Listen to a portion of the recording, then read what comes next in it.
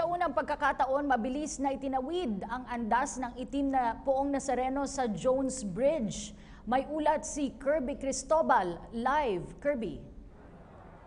Kati, matiwasay na naitawid ang karosa ng mahal na poong itim na Nazareno sa bahagi ng Jones Bridge kanina. Kumpara nung nakarang taon, mahigit sa 10 minuto lamang ang tinahak ng andas ang nasabing tulay. Matindi naman ang paghahanda ng Philippine Coast Guard, MMDA, PNP, AFP at ng Philippine Red Cross sa Pasig River. Hindi tulad kasi nung nakarang taon, may ilang deboto ang nahulog sa Pasig River pero ngayong Translasyon 2017 ay wala namang naitala. Maaga rin na nabigyan ng atensyong medikal ang isang deboto matapos na mawalan ng malay dahil nahihirapang huminga. Bukod naman dito ay wala pang naitalang iba pang mga matitinding insidente sa nasabing lugar.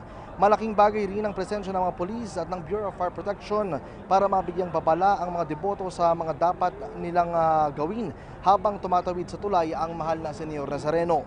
Mas mabilis rin ang usad ng prosesyon ngayon kung ikukumpara noong nakarang taon. Samantala, Kati, kanina nung alas 5:30 ay nakapwesto tayo dyan sa may bahagi ng Globo de Oro kung saan pagkapasok pa lamang ng underpass ng Quezon Bridge ay sunod-sunod na nagre-responde itong ating mga rescue at medical team at puro babae yung napansin natin na karaniwang nawala ng malay at dinala dito sa mga first aid station. Samantala sa mga oras naman ito ay pagkapasok sa Globo de Oro nung andas ng poong Nazareno, sa mga oras na ito ay palabas na ngayon ng Arlegui Street o papalabas na patungo sa Arlegui Street kung saan habang tinatahak itong Arlegui Street ay papasok yan ng Fraternal, lalabas ng Vergara at papasok ng Duque.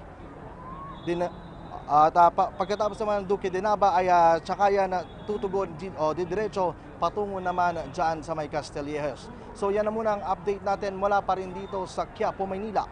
Para sa PTV News, Kirby Cristobal.